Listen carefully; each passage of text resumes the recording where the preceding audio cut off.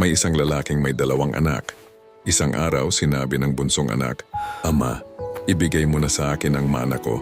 Kahit nasasaktan, ibinigay ng ama ang kanyang mana.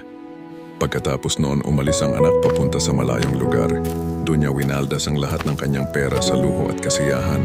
Araw-araw siyang nagsasaya kasama ang mga bagong kaibigan. May masasarap na pagkain, musika, at walang tigil na pagdiriwang. Akala niya hindi mauubos ang kanyang kayamanan, pero dumating ang taggutom. Naubos ang kanyang pera at iniwan siya ng lahat ng kanyang kaibigan. Napunta siya sa pag-aalaga ng baboy. Sobrang gutom na siya. Gusto na niyang kainin kahit ang pagkain ng mga baboy. Doon niya naalala ang kanyang ama. Sinabi niya sa sarili, "Babalik ako at hihingi ng tawad." Sinabi ng anak, "Ama, nagkasala ako laban sa Diyos at sa iyo." Pero sinabi ng ama, "Magdiwang tayo, ang anak kong ito ay nawala." Pero natagpuan muli. At doon ipinakita ng ama ang tunay na pagmamahal at tunay na pagpapatawad.